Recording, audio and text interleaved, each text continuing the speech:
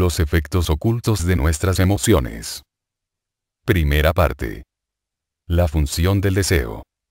Aquellos que están familiarizados con el estudio de este asunto conocen los desastrosos efectos que produce sobre el cuerpo físico un agudo ataque de miedo o de ansiedad. Sabemos cómo estas emociones alteran la digestión, interfieren los cambios metabólicos y la eliminación de los detritus y, en resumen, trastornan todo el sistema, con el resultado de que en algunos casos la persona se ve forzada a guardar cama durante un tiempo más o menos largo, que depende de la importancia del ataque y de la fuerza resistiva de su constitución. Pero hay un efecto oculto que es igualmente serio o más aún y que generalmente no es comprendido y puede, por lo tanto, ser de un beneficio considerable el examinar este efecto oculto de equilibrio y pasión, ira y amor, pesimismo y optimismo. Por el estudio del concepto Rosacruz del cosmos sabemos que nuestro cuerpo de deseos fue generado en el periodo lunar. Si el lector desea obtener una imagen mental de la forma que entonces tenían las cosas, no tiene sino estudiar la configuración del feto que encontrará ilustrado en cualquier libro de anatomía. En él hay tres partes principales: la placenta, que está llena de sangre de la madre; el cordón umbilical, que lleva este torrente vital, y el feto que está nutrido desde el estado embrionario hasta la madurez por aquella corriente. Imagínese ahora en tal lejano periodo al firmamento como una inmensa placenta de la cual pendían millares de millones de cordones umbilicales, cada uno con su apéndice fetal. Por todo el conjunto de la familia humana, entonces en formación, circulaba la sola esencia universal del deseo y emoción, generando en todos los impulsos necesarios para la acción que ahora se manifiestan en las múltiples fases del trabajo humano. Aquellos cordones umbilicales y apéndices fetales estaban formados de una materia de deseos húmeda por las emociones de los ángeles lunares, mientras que las ígneas corrientes de deseos que se esforzaban en imbuir la vida latente en la humanidad, entonces formándose, eran generadas por los ígneos espíritus marcianos de Lucifer. El color de la lenta vibración primera que estos pusieron en movimiento en aquella materia de deseos emocional fue el rojo. A la vez que aquella tintura de disturbio, pues eso es realmente esta corriente constante, esta eterna intranquilidad que es la que nos impulsa a los hombres sin pausa ni reposo, se hallaba circulando en nuestro interior. El planeta sobre el cual nos hallábamos también circunda al Sol, que no hay que confundirle con el actual dador de luz, sino una pasada encarnación de la sustancia que compone nuestro actual sistema solar, y nosotros en cambio circundábamos al planeta sobre el cual morábamos desde la luz a las tinieblas, y desde el calor al frío. De este modo se nos manipulaba desde fuera y desde dentro en un esfuerzo para excitar nuestra durmiente conciencia. Hubo, naturalmente, un despertar, pues aunque ninguno de los parcialmente separados espíritus sumidos en un saco fetal individual podía sentir aquellos impactos, a pesar de ser muy fuertes, las sensaciones acumuladas de millares de millones de semejantes espíritus se sentían como un sonido en el universo, un grito cósmico, la primera nota de la armonía de las esferas, que pulsaba una cuerda sola. Sin embargo, fue lo suficiente expresiva y de adecuada manera determinó los anhelos latentes y las aspiraciones de la incipiente raza humana de aquellos lejanos días. Esta naturaleza de deseos ha evolucionado desde entonces. Habiéndose hecho susceptible de numerosas combinaciones el ígneo marciano substrato de pasión y las acueas bases lunares de emoción. Al igual que el pensamiento surca el cerebro en repliegues y la cara en líneas, así también las pasiones, deseos y emociones han cambiado la movible materia de deseos en líneas curvas, espirales, remansos, remolinos y vorágines que parece un torrente montañoso en el momento en que se halla en la mayor agitación, siendo muy raro que se halle en un descanso relativo. La materia de deseos, en sucesivos periodos de su evolución, se ha vuelto responsoria y simpática a una después de otra de las 7 vibraciones planetarias emanadas del Sol, Venus, Mercurio, Luna, Saturno, Júpiter y Marte. Cada individual cuerpo de deseos durante este tiempo ha sido tejido bajo un dibujo único y como la lanzadera de hado vuela de allá para acá incesantemente sobre el telar del destino, este modelo se ha agrandado, embellecido y hermoseado aunque nosotros no podamos percibirlo.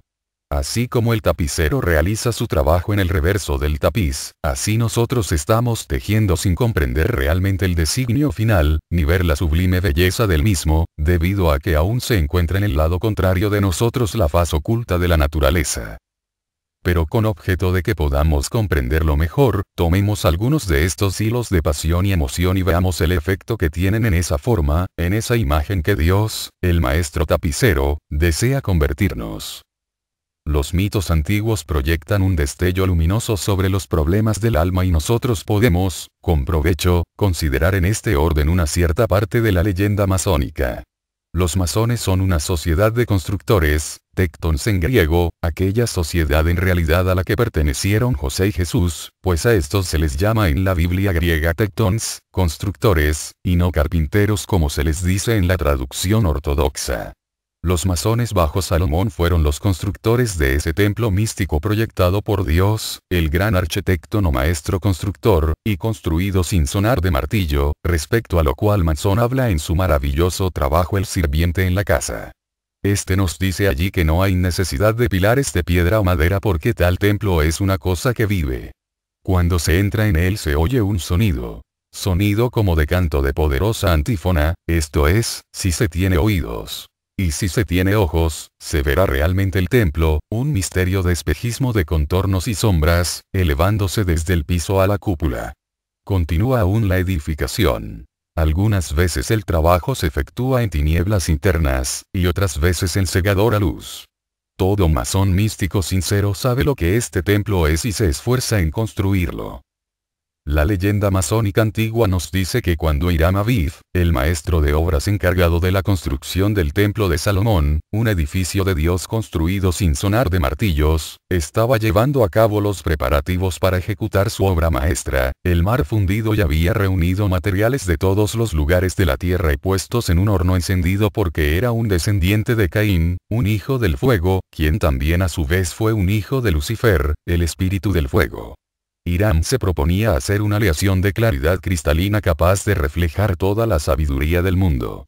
Pero, según dice la historia, hubo entre los trabajadores ciertos traidores espías de los hijos de Set, quienes por medio de Adán y Eva, eran descendientes del dios lunar Jehová, quienes tenían afinidad por el agua y quienes odiaban al fuego. Estos traidores echaron agua en el molde en el cual se iba a fundir el mar fundido, la piedra filosofal. En el choque del fuego con el agua se produjo una gran explosión. Hiram Aviv, el maestro constructor, siendo incapaz de mezclar los elementos en lucha, vio con indecible horror la destructora erupción de su intentada obra maestra. Mientras se hallaba observando la batalla de los espíritus del agua y del fuego, Tubal-Caín, su antecesor, apareció y le invitó a que se arrojara en la rugiente masa.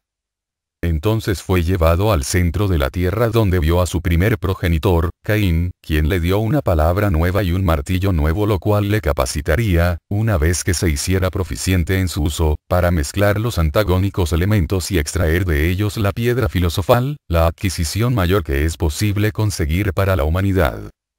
Hay en esta simbólica historia más sabiduría que se puede encerrar en grandes volúmenes acerca del desarrollo del alma.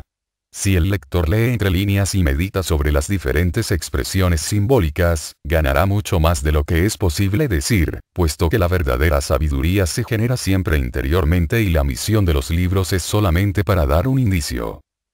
Desde aquellos días lejanos los ángeles lunares han estado encargados del acueo y húmedo cuerpo vital compuesto de los 4 éteres, que se conciernen a la propagación y sustentación de las especies, mientras que los espíritus de Lucifer se hallan especialmente encargados de los secos e ígneos vehículos de deseos. La función del cuerpo vital es la de construir y sustentar el cuerpo denso, mientras que la del cuerpo de deseos envuelve la destrucción de los tejidos. Así, pues, hay una constante guerra en acción entre los cuerpos de deseos y vitales, y es esta guerra en el cielo lo que origina nuestra conciencia física en la tierra de nosotros. Durante muchas existencias en épocas sin cuento, hemos actuado en distintos climas y lugares, y de cada vida hemos extraído una cierta cantidad de experiencia, acopiada y almacenada como fuerza vibratoria en los átomos simiente de nuestros diversos vehículos. Por consiguiente, todos y cada uno de nosotros somos constructores y edificamos el templo del espíritu inmortal sin ruido de martillos. Cada uno de nosotros es un Hiram Aviv, que se halla reuniendo material para el desarrollo del alma y arrojándolo en el horno de la experiencia de su vida, para allí manipularlo mediante el fuego de la pasión y del deseo. Todo ello está, lenta pero seguramente fundiéndose, la escoria se está purificando en cada existencia purgatorial y la quintesencia del desarrollo del alma se está extractando como consecuencia de nuestras numerosas vidas. Cada uno de nosotros se está preparando por este proceso para la iniciación, aprestándonos ya lo sepamos nosotros o no, aprendiendo a mezclar las ígneas pasiones con las suaves y gentiles emociones. El martillo nuevo mazo con el cual el maestro de los trabajadores rige a sus subordinados es ahora una cruz de dolor y la nueva palabra es el dominio propio. Segunda parte. Los efectos del color de la emoción en reuniones de las gentes. El efecto aislante de la inquietud. Veamos ahora cómo el cuerpo de deseos cambia bajo los distintos sentimientos, deseos, pasiones y emociones, de manera que podamos aprender a construir prudentemente y bien el templo místico que vayamos a habitar. Al estudiar una de las ciencias llamadas físicas, anatomía o arquitectura por ejemplo y que tratan de cosas tangibles, nuestra tarea se ve facilitada por el hecho de que tenemos palabras que describen las cosas de que tratamos, pero aún entonces el cuadro mental que envuelve el significado de una palabra, es diferente en cada individuo.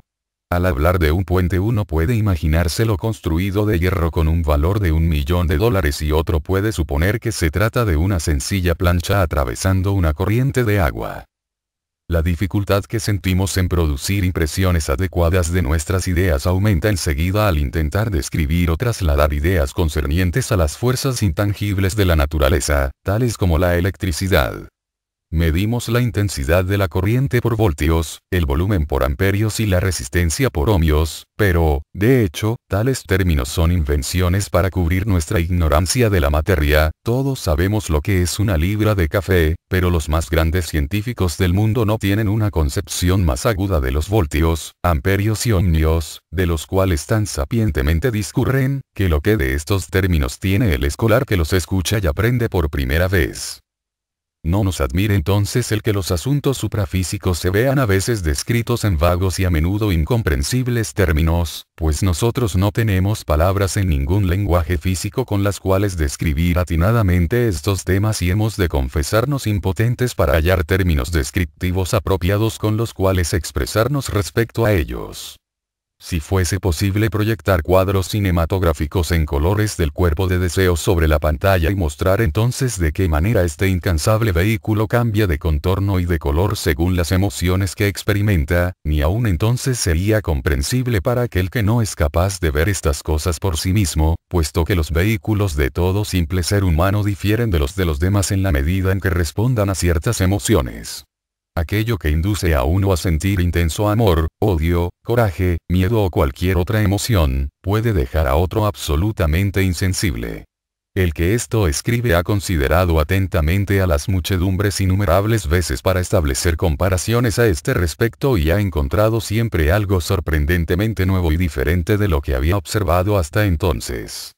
En una ocasión un demagogo se esforzaba en incitar a una unión trabajadora a la huelga. Se hallaba excitado vivamente él mismo, y aunque el básico color de naranja oscuro era perceptible, en aquel momento se veía casi esfumado a causa de un color escarlata del más brillante matiz, y el contorno de su cuerpo de deseos era casi como el de un puerco espín con sus púas erizadas.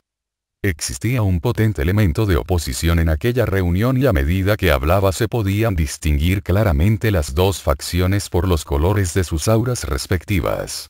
Un grupo mostraba la escarlata de la cólera, pero en el otro este color estaba en mezcolanza con el gris, el color del miedo. Era digno de notar cómo, aunque los hombres grises estaban en mayoría, los otros ganaban la partida y era que cada tímido se creía solo o a lo menos con pocos defensores y le asustaba por consiguiente el defender o expresar su opinión.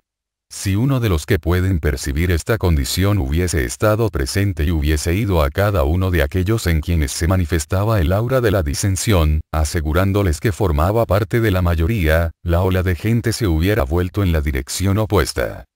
A menudo acontece así en los negocios humanos puesto que actualmente la mayoría es incapaz de ver debajo de la superficie del cuerpo físico y percibir de esta manera el verdadero estado y la corriente de los pensamientos y sentimientos de los demás. En otra ocasión visitó el autor una reunión de revivificación a la que asistían muchos miles de espectadores para oír a un orador de reputación nacional. En los comienzos del mitin se puso en evidencia, delatado por el estado de las auras de la gente, que la inmensa mayoría había acudido con el solo propósito de pasar un buen rato y ver algo agradable. Los pensamientos, sentimientos y emociones en conexión con la vida ordinaria de cada uno eran plenamente visibles, bien que en algunos un color azul oscuro mostraba una actitud de inquietud. Parecía como si ellos sufrieran alguna desilusión en su vida y estaban muy intranquilos. Al aparecer el orador tuvo lugar un curioso fenómeno. Los cuerpos de deseos están usualmente en un estado de movimiento constante, pero en aquel instante pareció que toda aquella vasta asistencia retenía su respiración en actitud de expectación, pues los variados colores de los cuerpos de deseos individuales cesaron y el básico naranja oscuro fue perfectamente perceptible por un momento. Seguidamente comenzó entonces el cántico de himnos y esto mostró el valor y el efecto de la música, pues todos los que se unían cantando idénticas palabras con la misma melodía, las mismas vibraciones rítmicas que surgían de todos aquellos cuerpos de deseos parecía envolverles a todos y hacer de todos ellos, momentáneamente, solamente uno. Un buen número de ellos estaban sentados a lo bufón, por así decirlo, rehusando cantar y unirse a los demás. A la vista espiritual aparecían como hombres de acero, vistiendo una armadura de aquel color, y de cada uno de ellos, sin excepción alguna, se desprendía una vibración que expresaba más claramente de lo que podían haberlo hecho las palabras "dejadme solo. No os ocupéis de mí". Algo interior les había arrastrado allí, pero se sentían mortalmente asustados de entregarse al momento. Por consiguiente toda su aura expresaba este color acerado del miedo que es como una armadura del alma contra las interferencias exteriores. Terminado el primer cántico, la unidad de color y vibración desapareció casi inmediatamente rodeándose cada uno de su atmósfera de pensamiento acostumbrada y, de no haberse hecho nada más, todos hubiesen vuelto a su existencia habitual. Pero el evangelista, aunque incapaz de verlo, sabía por experiencia que su auditorio no estaba en sazón todavía y por consiguiente, una sucesión de cánticos se elevaron con acompañamiento de palmas y batir de tambores, amén de las gesticulaciones de aquel director ayudado por una masa coral entrenada. Esta ceremonia reunió otra vez a las almas dispersas en un lazo de armonía. Gradualmente los asistentes se sumieron en religioso fervor y se estableció la unidad necesaria para el esfuerzo siguiente. Con la música, las palmadas del evangelista y los agitadores llamamientos del cántico, la vasta audiencia se había transformado en una sola alma, aunque los hombres de acero, los burlones de tinte grisáceo que se creían demasiado sabios para ser burlados cuando en realidad su emoción solamente expresaba miedo podían ser considerados como una parte del esnable en aquella vasta congregación. Todos ellos fueron puestos a tono, como afinados, al igual que las diversas cuerdas de un gran instrumento, y el evangelista que se alzaba delante de ellos era un soberbio artista jugando con sus emociones. Les empujaba de la risa a las lágrimas, del pesar a la vergüenza. Grandes olas del mismo color parecían cubrir la total asistencia y era magnífico al par que asombroso. Vinieron a continuación los llamamientos de costumbre aguardada a Jesús. La invitación al banco de los arrepentidos, etcétera, etcétera, y cada uno de estos llamamientos extraía de toda la asistencia una respuesta emocional perfectamente visible en colores, el dorado y el azul. Siguieron otros cánticos, más palmadas y más gesticulaciones que, momentáneamente, trajeron la unidad y dieron a aquella asamblea una sensación parecida al sentimiento de fraternidad universal y la realidad de la paternidad de Dios. Los únicos sobre quienes no tuvo efecto alguno aquella música fueron los individuos revestidos de la armadura del azul de acero del miedo. Este color parece ser del todo impenetrable a cualquier otra emoción y aunque el sentimiento experimentado por la inmensa mayoría fue relativamente impermanente, se beneficiaron en cierta medida de la revivificación, exceptuando, naturalmente, aquellos hombres de acero.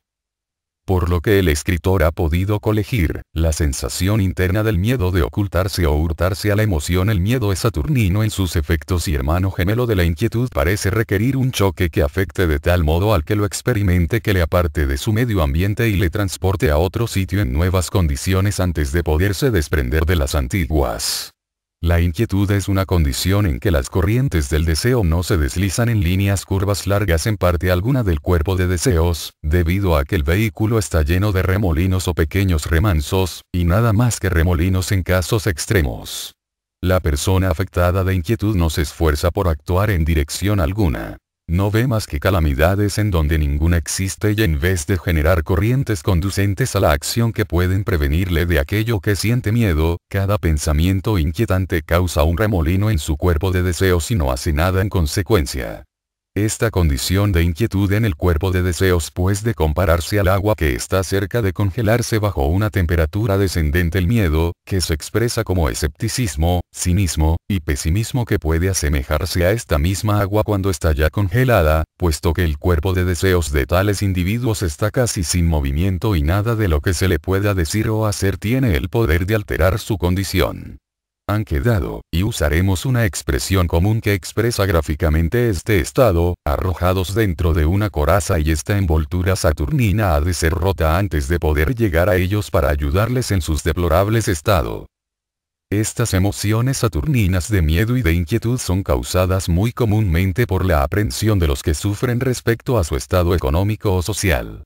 Quizás este empleo de fondos que acabo de hacer puede depreciarse hasta perderlo totalmente, puedo perder mi colocación y encontrarme de lleno en la miseria. Todo lo que emprendo parece ser equivocado. Mis vecinos murmuran de mí y tratan de minar mi posición social. Mi esposo o esposa no se preocupa de mí para nada. Mis hijos se me muestran displicentes. Estas y otras 1000 sugestiones parecidas se presentan en su imaginación. Debería pensar que cada vez que permite a uno de estos pensamientos el introducirse en su interior, le ayuda a congelar las corrientes de su cuerpo de deseos y se construye una coraza de color azul acerado, en la que los que acostumbran alimentar el miedo y la inquietud se encontrarán alguna vez encerrados y aislados del amor, de la simpatía y de la ayuda de todo el mundo. Por consiguiente debemos esforzarnos por ser cariñosos, alegres, aun en circunstancias adversas, a menos que queramos correr el riesgo de encontrarnos en serias condiciones aquí y en el más allá. Es muy fácil mostrarse complacido cuando la vida pasa como un cántico. Pero aquel hombre que sonríe cuando todo se obscurece y cambia es verdaderamente digno y valiente. Tercera parte. Efectos de la guerra sobre el cuerpo de deseos. El cuerpo vital afectado por las detonaciones de los grandes cañones. En los comienzos de la Gran Guerra las emociones de los habitantes de los países de Europa eran desesperadamente horribles, primero entre los que llamamos vivos, posteriormente entre los muertos, cuando despertaban. Este despertar requirió largo tiempo a causa de los enormes cañones usados. Toda la atmósfera de los países conflagrados hervía en corrientes de odios y rencores, igual que una nube de un rojo oscuro que pendiese sobre la totalidad de los seres humanos y sobre la tierra en conjunto. Aparecieron después las rayas obscuras semejantes a paños mortuorios que parecen generarse siempre en crisis de súbitos desastres, cuando la razón no trabaja, la desesperación apresa el corazón. Esto ocurría, sin duda, al darse cuenta los pueblos de que aquella catástrofe era de tal magnitud que no podían medirla en su intensidad ni en sus consecuencias. Los cuerpos de deseos de la mayoría giraban a su máxima velocidad en largas ondas de pulsaciones rítmicas que decían más claramente que las palabras matar. Matar. Matar solamente. Al encontrarse 2 o 3 individuos o una multitud y comenzaban a discutir sobre la guerra, la pulsación rítmica indicaba llevar a cabo el propósito establecido y la prevención cesaba y los pensamientos y sensaciones de excitación generados por la discusión tomaban la forma de proyecciones cónicas que rápidamente subían a una altura de 6 u 8 pulgadas hasta que estallaban, emitiendo una especie de lengua de fuego. Algunos individuos generaban un número de estas estructuras volcánicas a la vez y otros solamente generaban 1 o 2 al mismo tiempo. Cuando una de estas burbujas estallaba en un lugar, aparecían otras en alguna otra parte del cuerpo de deseos mientras proseguía la discusión y no era más que la llama que de ellas emergía la que coloreaba la nube escarlata que se desparramaba por aquella tierra. Al disgregarse una multitud o separarse algunos amigos después de una discusión, el burbujeo y las erupciones disminuían y se hacían menos frecuentes, cesando finalmente para dar de nuevo lugar a las largas pulsaciones rítmicas más arriba mencionadas. Estas condiciones son hoy muy raras si es que se ven alguna vez, pues el odio explosivo hacia el enemigo, como se ha indicado, es una cosa del pasado en lo que hace referencia a la inmensa mayoría. El color anaranjado, básico en el aura de los pueblos occidentales, es otra vez visible y tanto los oficiales como los soldados parece que han tomado la guerra como un juego más o menos peligroso. Cada uno ansía sobrepasar al otro y excederle en astucia. La guerra no es más que un canal para su ingenuidad, pero algunos de los hermanos legos de la Orden Rosacruz, creen que la condición de odio volverá a aparecer en una forma modificada cuando cesen las hostilidades activas y comiencen las negociaciones para la paz. Esta forma de emoción podemos llamarla odio abstracto y difiere ampliamente de lo que se observa en el caso de dos personas que se enojan en la vida privada, tanto si llegan a las manos como si no. Vista esta circunstancia desde el lado oculto de la naturaleza, se ve que existen las hostilidades antes de llegar a los hechos. Formas de deseo daguiformes, dentadas, se proyectan de uno al otro como lanzas hasta que la furia que de ellas se genera haya expansión. En el enojo patriótico no hay enemigo personal alguno y por consiguiente las formas de deseo son más bruscas y estallan sin dejar al individuo que las generó. Los hombres de acero tan comunes en la vida privada en donde la inquietud por las mil y una cosas que nunca ocurren, lo bloquean con una armadura alrededor de su persona, cuando dejan que el viejo Saturno les aprisione, con los que brillaron y brillan por su ausencia.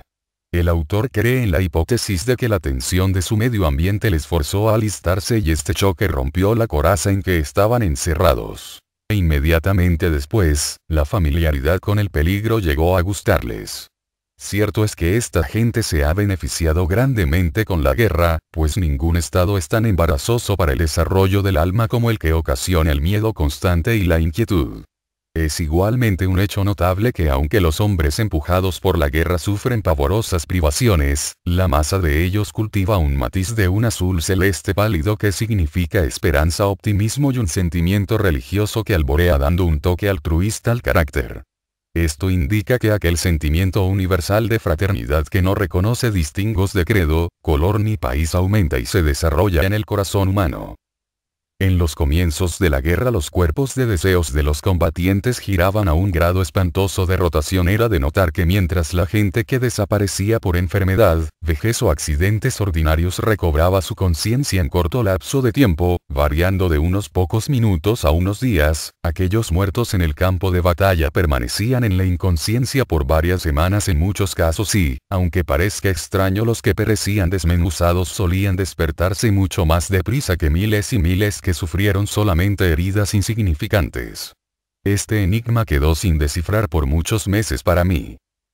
Antes de estudiar las causas que motivaban este fenómeno, debemos recordar primeramente que cuando la gente muerta en estas circunstancias, inflamada de ira, durante los primeros tiempos de la guerra, despertaron en el mundo invisible, como de costumbre reanudaron su pelea con el enemigo y hasta tanto que el gran trabajo educativo iniciado por los hermanos mayores y sus auxiliares invisibles dio sus frutos, estos hombres erraban por el espacio con sus cuerpos mutilados y llenos de mortal congoja a causa de los seres queridos dejados atrás. Ahora el escritor sigue situándose durante la Primera Gran Guerra. Tales acontecimientos son extremadamente raros y pronto zanjados, puesto que a todos se les ha enseñado que el pensamiento creará un brazo nuevo, otro miembro y una nueva cara. El odio patriótico ha desaparecido y los enemigos, que saben hablar el lenguaje de su contrincante, a menudo fraterniza con gran provecho para ambos. La encarnada nube del odio va esfumándose, el negro velo de la desesperación ha desaparecido, ya no hay estallidos volcánicos de pasión ni entre los vivos ni los muertos, pero por lo que puede el escritor leer sobre las señales del tiempo en el aura de las naciones, existe un propósito determinado de llevar las cosas hasta el fin. Incluso en hogares faltos de varios de sus miembros esto parece plausible. Existe una añoranza profunda por los amigos idos al más allá, pero no hay odio por los enemigos terrenales. Esta añoranza es compartida desde lo ignoto por los amigos y muchos atraviesan el velo, pues la intensidad de su nostalgia despierta en los muertos el poder de manifestarse por la atracción de una cantidad de éter y de gas que, a menudo, se extrae del cuerpo vital de un amigo sensitivo, de la misma manera que los espíritus materializantes usan el cuerpo vital de un medium en trance.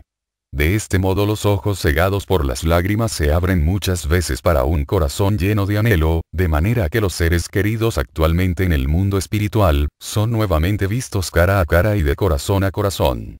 Este es el método de la naturaleza para cultivar el sexto sentido que nos permitirá definitivamente a todos saber que el hombre es un espíritu inmortal y que la continuidad de la vida es un hecho en la naturaleza.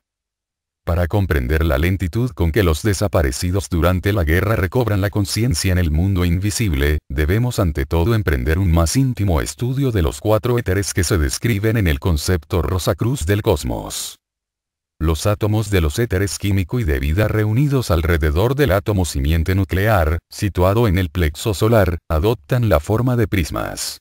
Todos ellos están situados de tal manera que cuando la energía solar entra en nuestros cuerpos a través del vaso, el rayo refractado es encarnado. Este es el color del aspecto creador de la Trinidad, esto es, Jehová, el Espíritu Santo que rige la luna, el planeta de la fecundación. Por consiguiente el fluido vital despedido por el sol y que penetra en el cuerpo humano por medio del vaso teñido de un color rosa pálido, el cual es a menudo notado por los videntes al circular a lo largo de los nervios como hace la electricidad por los conductores de un sistema eléctrico.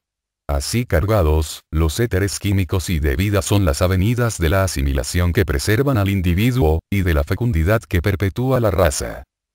Durante la vida cada átomo vital prismático penetra en un átomo físico y lo hace vibrar. Para darse idea de esta combinación, imagínese un cesto de alambre en forma de pera, cuyas paredes de alambre curvado en espiral corran oblicuamente de polo a polo.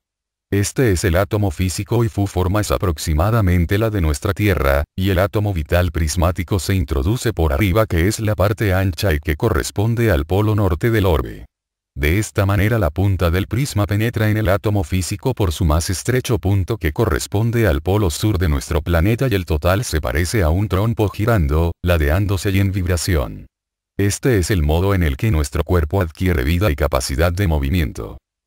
Es conveniente hacer notar que nuestra Tierra se halla semejantemente penetrada por un cuerpo cósmico de éter y que las manifestaciones que nosotros llamamos aurora boreal y aurora austral no son más que corrientes etéreas circundando la Tierra del polo al ecuador, como hacen las corrientes de los átomos físicos. Los éteres de luz y reflector son avenidas de conciencia y de memoria. Se ven algo atenuados en los individuos corrientes y no han tomado una forma definitiva todavía e interpenetran al átomo como el aire interpenetra a una esponja y forman una ligera atmósfera áurica en el exterior de cada átomo. A la muerte tiene lugar una separación. El átomo simiente se retira desde el ápice del corazón a lo largo del nervio saturnino pneumogástrico, a través de los ventrículos y saliendo por el cráneo Gólgota. Todos los átomos del cuerpo vital quedan liberados de la cruz del cuerpo denso por el mismo movimiento en espiral que desatornilla cada átomo prismático de éter de su cubierta física. Este proceso se verifica con mayor o menor violencia, según la causa de la muerte. Una persona de edad cuya vitalidad se ha ido lentamente endureciendo puede dormirse y al despertar hallarse al otro lado del velo, sin la más ligera conciencia de cómo tuvo lugar el cambio. Una persona devota y religiosa que se ha preparado por la oración y la meditación acerca del más allá, podrá también hacer un insensible egreso y aquellos que mueren de frío helados, encuentran la que el que escribe reputa ser la más fácil de las muertes por accidente, siguiendo a continuación la del ahogado o la de asfixia. Pero cuando un individuo es joven, robusto, especialmente con ribetes de ateísmo e irreligiosidad, el átomo etéreo prismático se halla tan estrechamente involucrado por el átomo físico que se requiere un tirón considerable para separarle del cuerpo vital. Cuando la separación del cuerpo físico de los vehículos superiores ha sido cumplida y el individuo ha muerto, como decimos corrientemente, los éteres de luz y reflector son separados del átomo prismático. Esto es, esa primera materia, como se describe en el cosmos, que se moldea en las imágenes de la vida pasada y se graban en el cuerpo de deseos, el cual, entonces comienza a sentir aquello que fue dolor o placer en la vida. La parte del cuerpo vital compuesta de los átomos prismáticos de los éteres químicos y de vida vuelve al cuerpo físico, planeando por encima de la sepultura y desintegrándose sincrónicamente con él. Y llegamos al epicentro de nuestra explicación. El éter es materia física, y mientras que los que han caído muertos por armas más pequeñas en combates de menos importancia pueden ser vistos algunas veces deambulando algo aturdidos, pero, no obstante, conscientes, los afectados por las aterradoras detonaciones de los grandes cañones, tan extensamente usados en esta guerra, quedan aletargados, pues tiene el efecto de trastornar enteramente los átomos etéreos prismáticos y destrozar, no desparramar, la áurica cubierta de los éteres de luz y reflector que forma la base del sentido de la percepción y de la memoria. Hasta que esto se resuelve en su relatividad ordinaria, el hombre permanece en condición aturdida, comatosa, que dura, muy a menudo, semanas y semanas.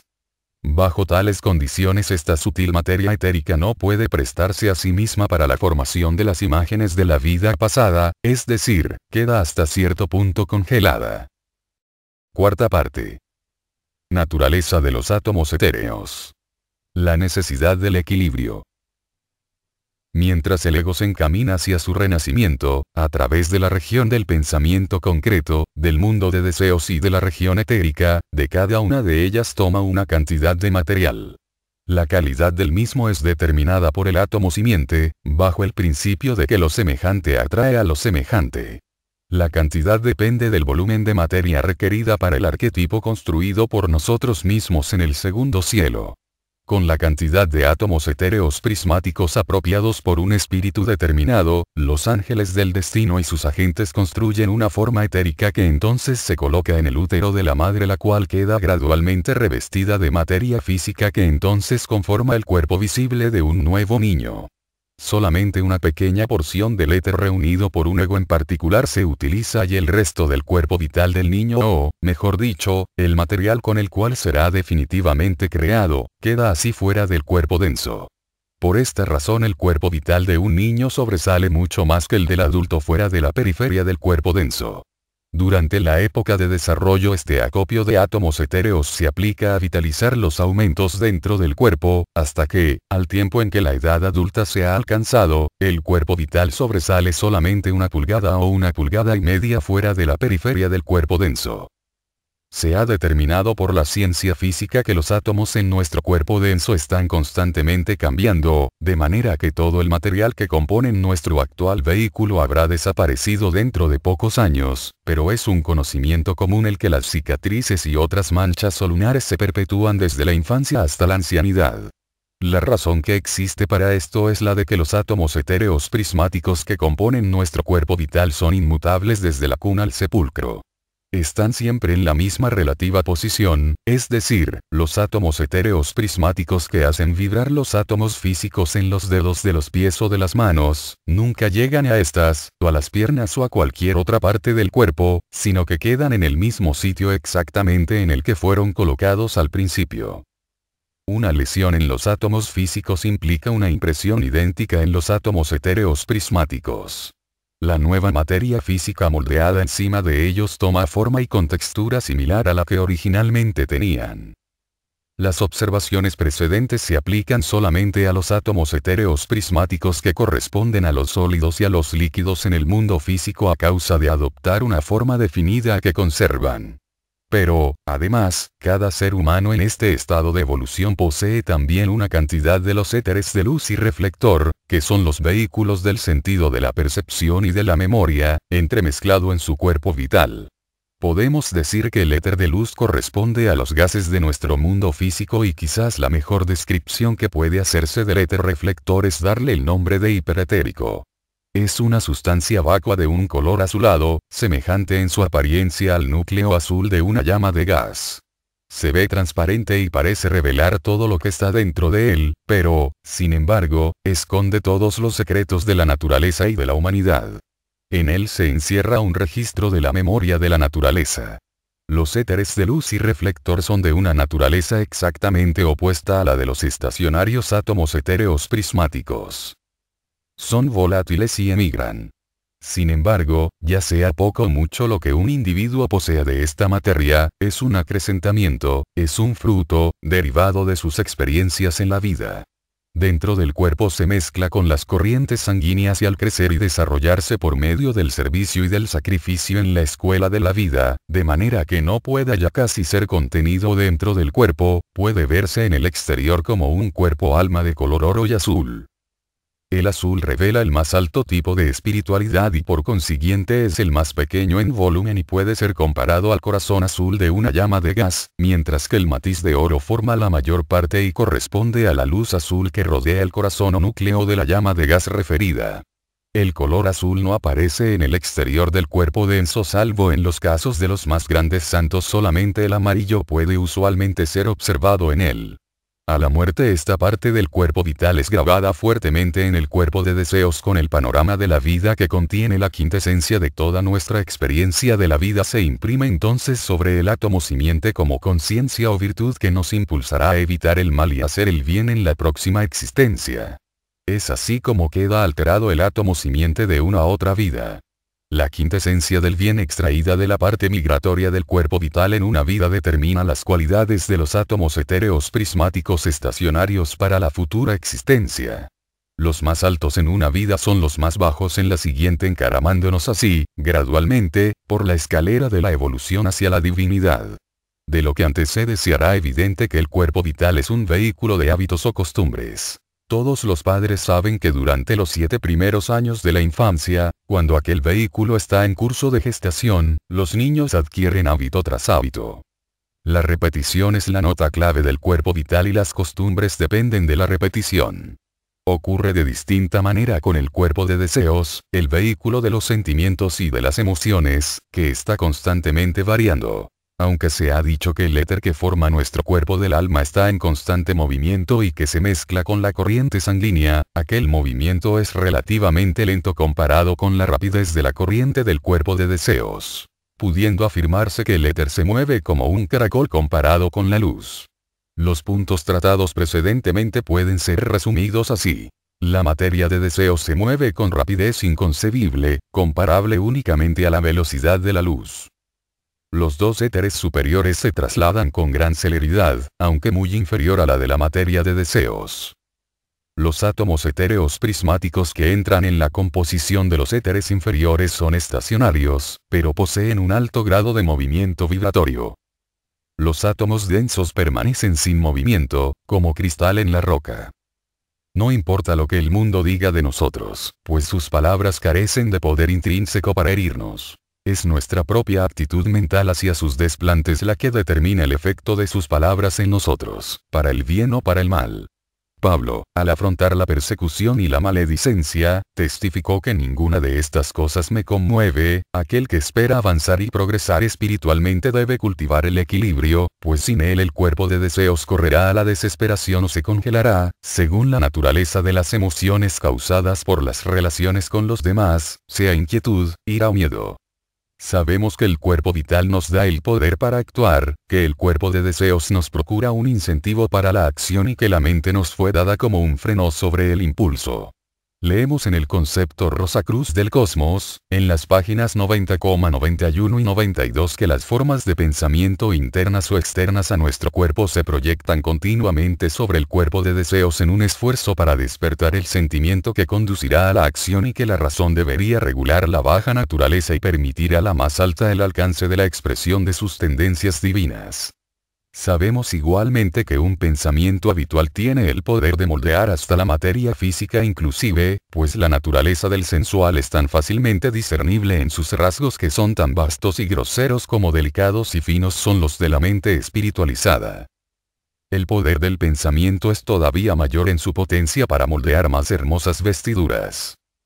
Acabamos de ver de qué manera la inquietud y el miedo congelan el cuerpo de deseos de aquel que se entrega a aquella costumbre y es igualmente cierto que cultivando un optimista estado de espíritu, bajo cualquier circunstancia, podemos afinar o entonar nuestros cuerpos de deseos al diapasón que deseemos. Con el tiempo esto se convertirá en hábito, debemos confesar que es difícil sujetar el cuerpo de deseos a una línea definida a cualquiera, pero puede lograrse y este intento debe ser hecho por todos los que aspiran al avance espiritual. En cuanto al efecto desde el punto de vista oculto de esta polarización, ciertas costumbres de sociedades llamadas secretas nos ilustran mucho. Como se sabe, tales organizaciones colocan siempre a la puerta un guardián con instrucciones para negar la entrada a todo aquel que no esté provisto del santo y seña apropiado y de los signos convenidos, pero esto reza muy bien con los hombres mientras funcionan únicamente en su cuerpo físico. Pero los así llamados secretos de estas organizaciones, no lo son en ningún sentido para aquellos que pueden penetrar en su recinto con sus cuerpos vitrales. De forma muy diferente ocurre en una esotérica tal como, por ejemplo, la de los Rosacruces. Ningún guardián impide la entrada al templo cuando se celebra la misa mística de medianoche durante todo el año. La puerta está abierta de par en par para todos aquellos que han aprendido a pronunciar el ábrete sésamo. Pero este santo y seña no es palabra hablada y el iniciado que desea asistir debe saber poner a tono su cuerpo del alma con el grado particular de vibración que cada noche se mantiene. Por otra parte, esta vibración difiere todas las noches de la semana de manera que aquellos que saben armonizarse con la vibración mantenida los sábados, cuando se reúne el primer grado, son repelidos, no pudiendo entrar, de hecho, al templo, cuando se congregan los que ejecutan su obra en domingo, lunes, jueves, etc., como una persona ordinaria cualquiera. La ley cósmica bajo la cual actúa lo dicho precedentemente tiene también su aplicación para el control y efecto de nuestros pensamientos, sentimiento y emociones. Dijo bien Pablo cuando manifestó que nosotros somos el templo del Dios viviente. Nuestro yo superior también hemos creado a nuestro alrededor una sutil aura bajo la salvaguardia de las divinas jerarquías que reinan sobre los 7 planetas, Saturno, Sol, Luna, Marte, Mercurio, Júpiter y Venus. El universo, o gran mundo, se denomina místicamente la lira de 7 cuerdas de Apolo. Nuestro organismo individual o microcosmos es una réplica o imagen de Dios, y a nosotros mismos nos incumbe despertar en nuestro interior un eco de esa música de las esferas. Muchos de nosotros han aprendido a responder demasiado a las melancólicas vibraciones saturninas del pesar, de la tristeza, del miedo y de la inquietud que congelan nuestro cuerpo de deseos, y sería de un beneficio capital para todos el que tratáramos de cultivar las vibraciones espirituales del sol, llenando nuestras vidas de optimismo y luz solar que disipará la melancólica tristeza y el desaliento, impidiendo a tales pensamientos que penetren en nuestro aura en el porvenir. La primera necesidad para el adelanto es equilibrio. Todos los aspirantes deben adoptar el lema de Pablo: ninguna de estas cosas me conmueve. Quinta parte. Los efectos del remordimiento. Los peligros del baño excesivo. Como quiera que hay muchos entre los estudiantes rosacruces que practican los ejercicios dictados por los hermanos mayores para el desarrollo progresivo del alma, aunque no se sientan inclinados a penetrar en el sendero, nos parece bien considerar el efecto oculto de las emociones que engendran estos ejercicios.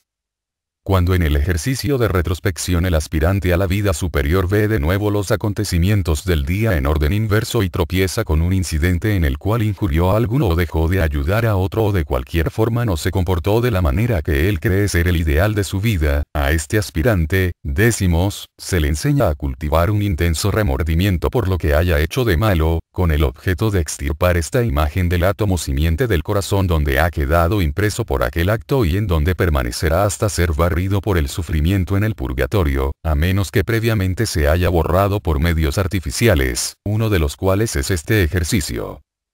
En el purgatorio, este proceso de limpieza se cumple por la fuerza centrífuga de repulsión que arrastra y desgarra la materia de deseos donde la imagen se ha formado por encima de su matriz de éter, fuera del cuerpo de deseos.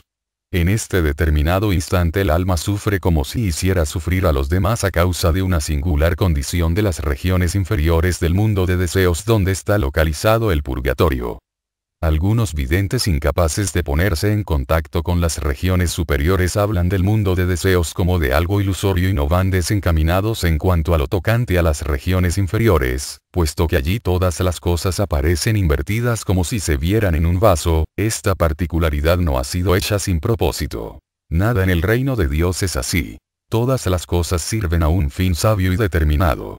Esta reversión o inversión, coloca al alma del injuriador en la posición de su víctima de manera que cuando sobre la pantalla se desarrolla una escena de su vida pasada en la que se comportó mal con otro, el alma no puede verlo como un simple espectador, contemplando el cuadro vuelto a desarrollarse, sino que viene a ser, por aquel momento, la víctima del daño aquel y siente el dolor experimentado por el injuriado, ya que la fuerza centrífuga de repulsión ejercida para destruir la escena y arrojarla del cuerpo de deseos del injuriador, debe, a lo menos igualar el odio y la ira de la víctima que imprimió la escena sobre el átomo simiente al tiempo de la ocurrencia.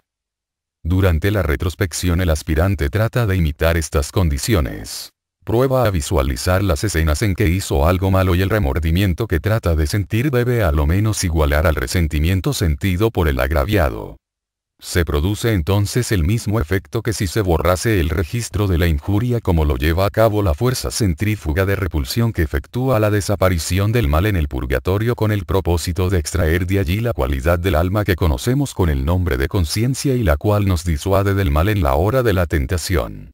Usada así, la emoción del remordimiento limpia y purifica el cuerpo de deseos de cizañas y taras, dejando libre el terreno y propulsando el desarrollo de múltiples virtudes que florecen en avance espiritual y ofrecen mayores oportunidades para el servicio en la viña del Señor. Pero así como la fuerza latente en la pólvora y sustancias explosivas similares pueden ser utilizadas para impulsar los mayores objetivos de la civilización o para llevar a cabo los peores actos del barbarismo, también esta emoción del remordimiento puede ser utilizada de tal manera que llegue a ser un detrimento y un inconveniente para el alma en vez de serle una ayuda. Si nos entregamos al remordimiento diariamente, y a cada hora, de hecho desperdiciamos un inmenso poder susceptible de ser usado para los más nobles fines de la vida, ya que una entrega constante al pesar afecta al cuerpo de deseos de una manera muy parecida a la que causan los baños excesivos en el cuerpo físico, como hemos descrito en el vicio de excesiva limpieza. Un artículo aparecido en nuestra publicación Ray from the Rose Cross, se afirmó allí que el agua tiene una gran afinidad con el éter y que le absorbe codiciosamente, como se demostró con varias ilustraciones hechas al efecto. Se afirmó también que al tomar un baño en condiciones normales expulsamos una buena cantidad de éteres venenosos y miasmáticos de nuestro cuerpo, siempre que se permanezca en el agua un tiempo razonable. Después de un baño el cuerpo vital se atenúa en cierta medida y por consiguiente nos procura una sensación de debilidad, pero si gozamos de una buena salud y no hemos permanecido excesivo rato en el agua, aquella deficiencia cambia prontamente en una corriente de fuerza que afluye a nuestro cuerpo por el vaso. Cuando este influjo de éter fresco y renovado ha reemplazado la sustancia ponzoñosa extraída por el agua, sentimos nuevo vigor y fortaleza que atribuimos al baño, aunque sin darnos cuenta de los hechos completamente como aquí quedan detallados. Pero cuando alguien que no goza de perfecta salud toma el hábito de bañarse todos los días e incluso 2 y hasta 3 veces, extrae de su cuerpo vital un exceso de éter. La provisión que entra por el vaso disminuye igualmente a causa de la falta de tonificación del átomo simiente colocado en el plexo solar y por la atenuación del cuerpo vital. De esta manera le es imposible a tal persona el reaccionar entre tan repetidas abluciones y a consecuencia de ellos la salud del cuerpo denso disminuye. Pierde continuamente fuerzas y puede llegar a ser un inválido declarado. Como es arriba es abajo, y como abajo es arriba, dice el aforismo hermético explicando por él la gran ley de analogía, que es la llave maestra de todos los misterios. Al utilizar la fuerza centrífuga del remordimiento para borrar de nuestros corazones las faltas cometidas, durante el ejercicio nocturno de retrospección, no hacemos más que la misma acción del agua que expulsa el éter miasmático venenoso de nuestros cuerpos vitales durante el baño, dejando lugar para un influjo de éter puro propulsor de la salud. Después de destruidos los errores cometidos con el fuego del sacrificio del remordimiento, la sustancia ponzoñosa moralmente, es más saludable y terreno más propenso al desarrollo de acciones nobles. Cuando más completamente nos purguemos por el remordimiento, tanto mayor será el vacío producido y mejor en calidad el grado de material nuevo que atraeremos a nuestros sutiles vehículos. Pero, por otra parte, si nos complacemos en el remordimiento y en los pesares durante las horas de vigilia, como algunos hacen, excedemos nuestro purgatorio. Pues, aunque este tiempo se dedica a la extirpación del mal, la conciencia vuelve de un cuadro o escena a otro u otras después de haber sido extirpado por la fuerza de repulsión. Ahora bien, a causa de la trabazón de los cuerpos de deseos y vital, podemos revivir el cuadro mentalmente tan a menudo como queramos, y mientras que el cuerpo de deseos se disuelve gradualmente en el purgatorio por la expurgación del panorama de la vida, una pequeña porción determinada se añade durante la existencia en el mundo físico para reemplazar lo que se expulsa por medio del remordimiento. Así, el remordimiento y el pesar, cuando se entrega a ellos con exceso, tienen el mismo efecto sobre el cuerpo de deseos que el baño excesivo sobre el cuerpo vital. Ambos vehículos quedan exhaustos de fuerza debido a la excesiva limpieza, y por esta razón es tan peligroso para la salud moral y espiritual complacerse sin discernimiento en sentimientos de pesar y de remordimiento, como es fatal para el bienestar físico el bañarse demasiado. El discernimiento debe imperar en ambos casos. Al practicar el ejercicio de retrospección, debemos entregarnos al sentimiento de pesar y remordimiento con toda nuestra alma. Debemos procurar que caigan de nuestros ojos lágrimas de fuego que alcancen hasta nuestro más íntimo ser. Debemos llevar a cabo el proceso de limpieza tan concienzudamente como nos sea posible al objeto de crecer en gracia hasta lo infinito como consecuencia de ello. Pero una vez terminado el ejercicio debemos hacer lo mismo que se hace en el purgatorio, esto es, considerar los incidentes del día zanjados y olvidar todo sobre ellos, salvo en el caso de que demanden restitución, excusas o actos subsiguientes y que la conciencia nos señale. Pagada así la deuda, nuestra actitud de verla de un inquebrantable optimismo, pues aunque vuestros pecados sean como escarlata, estos se harán tan blancos como la nieve, y si Dios está con nosotros, ¿quién puede estar en contra nuestra? Por esta actitud morimos diariamente a la vida pasada que hayamos llevado para renacer con el alba otra existencia espiritual nuevamente, ya que nuestros cuerpos de deseo se ven así renovados y prestos a servir a un fin más elevado en la vida que hasta aquel entonces. Al hablar del pesar y del remordimiento aplicados al problema del desarrollo del alma, con su efecto sobre nuestros cuerpos sutiles, provechosamente podremos igualmente mencionar el efecto del pesar dirigido en otras direcciones. Hay personas que viven con el pesar como con un compañero placentero al que llevan a su lecho al acostarse para despertar con él a la mañana siguiente. Se lo llevan a la oficina, a la tienda, a la iglesia, se sientan con él a las comidas, le cuidan como lo más preciado que poseen y dejarían mejor de vivir que dejar de manifestar su dolor, y pesar por esta, aquella o la otra causa. Igual que un vampiro succiona el éter del cuerpo vital de su víctima y se alimenta con él, los pensamientos constantes y eternos de pesar y remordimiento concernientes a determinadas cosas, se vuelven elementos de deseos que accionan como un vampiro y extraen la vida de las pobres almas que les sustentan, y lo peor es que, en virtud de que lo igual atrae lo igual, procuran la continuación de este mórbido hábito de pesar. No es con nuestros pesares como socorremos a los seres queridos que han desaparecido de nuestro lado, con lo que procuramos evidenciar nuestra fidelidad, al contrario, con ello los obstaculizamos. Han abandonado la esfera actual de experiencia y marchan adelante, hacia otros reinos, donde hay otras lecciones que aprender y nosotros les detenemos en su camino con nuestros pensamientos, porque nos recuerdan más hondamente durante algún tiempo después de pasar al más allá y hemos de considerar como un deber el de dirigirles pensamientos de cariño y de amor en lugar del egoísta pesar que daña a ellos y a nosotros. La pesadumbre es contraproducente para el desarrollo espiritual, pues mientras el pensamiento elemental así creado penda a nuestro alrededor como un vampiro, no podemos ascender por el escarpado camino.